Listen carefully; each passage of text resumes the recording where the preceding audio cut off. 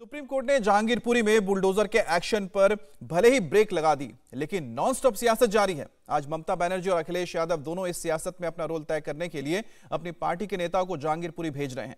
ममता के डेलीगेशन में 4 तो अखिलेश की पार्टी के डेलीगेशन में 5 नेता होंगे। इन नेताओं में वो नेता भी शामिल हैं जो विवादित बयानों के लिए प्रसिद्ध हैं। इस बीच जहांगीरपुरी में सुरक्षा बल तैनात हैं। पुलिस ने जगह जगह सीसीटीवी लगा दिए हैं और साथ ही एक लोकल मॉनिटरिंग रूम भी तैयार किया है ताकि सियासत की आड़ में उपद्रव करने वालों पर कड़ी नजर रखी जाए।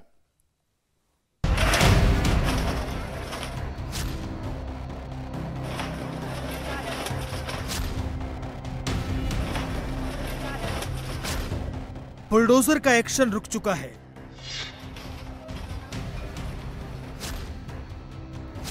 लेकिन सियासत के एक्शन ने रफ्तार पकड़ ली है।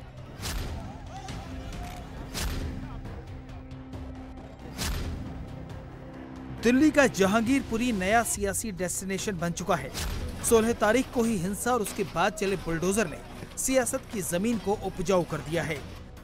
अब हर पार्टी को यहां पर अपनी फसल उगने की उम्मीद नजर आने लगी है।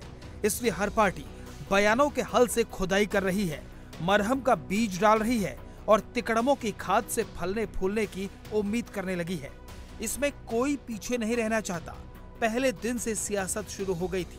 ओवैसी छिपते छिपाते पहुंच गए तो कांग्रेस के डेलीगेशन को रोक लिया गया। अब आज ममता बनर्जी की पार्टी टीएमसी का डेलीगेशन जहांगीरपुरी जा रहा है।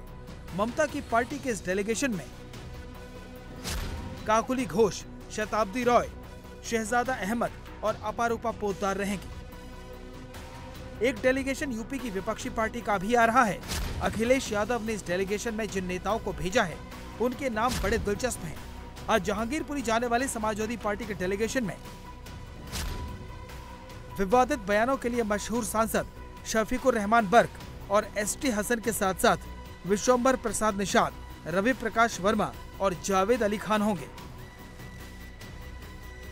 जिन शफीकुर रहमान बर्क को अखिलेश यादव अमन का दूत बनाकर जहांगीरपुरी भेज रहे हैं, उन्होंने इस दौरे से एक दिन पहले कितने अमन चैन की बात की, उसका एक ट्रेलर देख लीजिए। जल चढ़ाने की बात करी तो बहरहाल अगर जल चढ़ाने की बात करेंगे तो हजारों आदमी का खून चढ़ जाएगा मुसलमानों का। ये मतलब तो अगर इसको बर्दाश्त कभी नहीं करेगा मुसलमान। लेकिन बहरहाल हम अमन चाहते हैं। समाजवादी पार्टी के सांसद जहांगीरपुरी में कानून के राज की दुहाई लगाने जा रहे हैं। वहीं जब अपनी बारी आई तो कानून को ठेंगे पर रखने का सरेआम ऐलान कर दिया। साफ साफ धमकी दी कि फैसला वो खुद करेंगे। अभी पिछले दिनों में ये 2 वाक़े जो हुए, मस्जिद पर रंग डाला गया और जामा मस्जिद पर जल चढ़ाने की बात की गई, तो देखिए मुसलमानों को हमने बहरहाल समझा बुझाकर बहरहाल कोई हालात बिगड़ने नहीं दिए और न हम किसी भी कीमत पर नहीं चाहते। लेकिन जब हमें मजबूर किया जाएगा तो फिर काबू से बाहर हो जाएगा, तो फिर हालात और ज़्यादा खराब होंगे।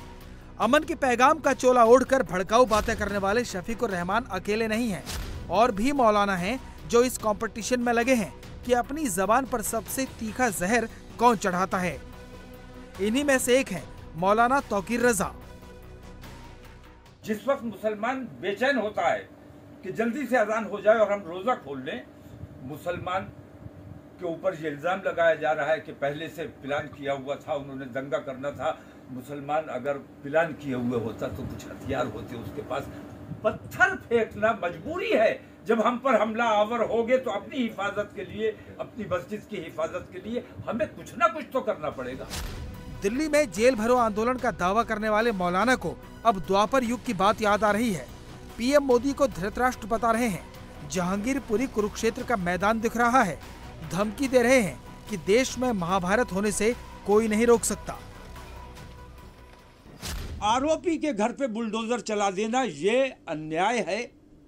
इस किस्म के अन्याय अगर इस हुकूमत में होते रहे तो इस देशव्यापी जेल भरो आंदोलन को रोकना हुकूमत के बस की बात नहीं। और जिस दिन मुसलमान सड़कों पर आएगा उस दिन फिर किसी के कब्जे में नहीं आने वाला है, ये समझ लिया जाए। तो मैं हुकूमत को चेतावनी देता हूँ, खास तौर से नरेंद्र मोदी सरकार को मैं चेता देना चाहता हूँ कि अगर उन्होंने अपने इस तरीक़ेकार को फौरी तौर पर दुरुस्त नहीं किया और उनकी खामोशी, तुम सबके प्रधानमंत्री हो, तुम्हारे मुल्क में इस किस्म की बेईमानी हो रही है और तुम खामोश हो, मूक दर्शक बने हुए। जहांगीरपुरी हिंसा और बुलडोजर का एक्शन, साथ में बयानों का वार पलटवार हो रहा हो तो भला गिरिराज सिंह पीछे कहाँ रहते। केंद्रीय मंत्री ने इसी बहाने फिर एनआरसी का मुद्दा उठा दिया।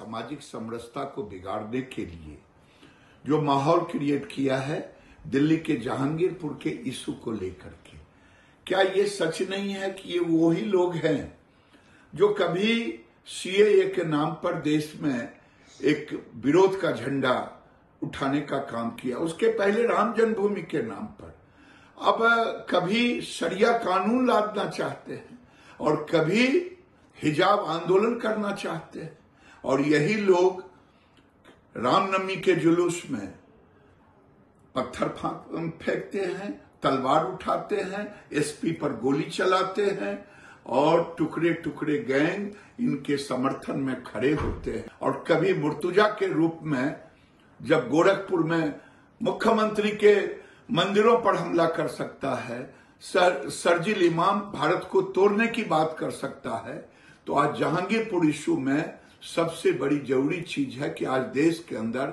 एनआरसी कानून लानी चाहिए और एनआरसी कानून ला करके पूरे दुनिया में हर देश का अपना एक पहचान पत्र है, भारत में भी होनी चाहिए और इसके लिए एक माहौल बने, देश में बहस भी हो, नहीं तो आने वाले दिन में ये भारत के सनातन सामाजिक समरसता को तोड़ने की एक साजिश। जाहिर है बयानों की ये भाषा माहौल को शांत करने का काम तो नहीं कर रही, इसलिए जहांगीरपुरी में सुरक्षा बल मुस्तैद है। दिल्ली पुलिस ने जगह जगह पर सीसीटीवी कैमरे लगा दिए हैं ताकि कोई भी असामाजिक तत्व भीड़ भाड़ की आड़ में उपद्रव न कर सके। अभी जहांगीरपुरी का माहौल कुछ इसी तरह का रह सकता है क्योंकि सुप्रीम कोर्ट 2 हफ्ते बाद सुनवाई करने वाला है। गुरुवार की सुनवाई में सुप्रीम कोर्ट ने स्टे बरकरार रखा है।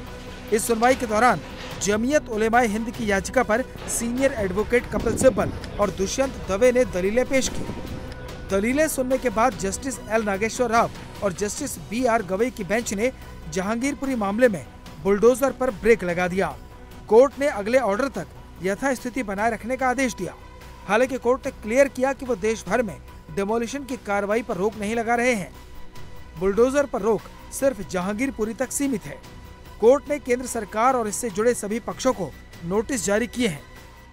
माननीय सुप्रीम कोर्ट का जो भी आदेश होगा उसको पूर्ण तौर से पालन किया जाएगा और हम सभी लॉ अबाइडिंग सिटीजन हैं और मैं सबसे भी यही अपील करता हूं कि जो सुप्रीम कोर्ट के आदेश का पालन किया जाए। इन्फॉर्मेशन मिलते ही हमने इसको बंद कर दिया और बिल्कुल इस चीज़ में तो हमें रत्ती भर भी शक नहीं है कि हमने किसी तरह का कोई डिले किया है। कॉर्पोरेशन का आज से नहीं शुरू से ही इंक्रोचमेंट को हटाने का काम करती है और आगे भी करती रहेगी। हमें माननीय कोर्टों से भी ये निर्देश भी मिलते रहे और फटकार भी मिले कि आप इसको क्यों नहीं हटा रहे। हमें रेगुलर RW से भी कंप्लेंट आती हैं कि हमारे जो मोहल्ले में हमारे एरिया में इंक्रोचमेंट है इसको हटाओ और कॉर्पोरेशन अपना काम बखूबी अच्छे ढंग से करेगी। अब इस मामले की सुनवाई 2 हफ्ते बाद होगी।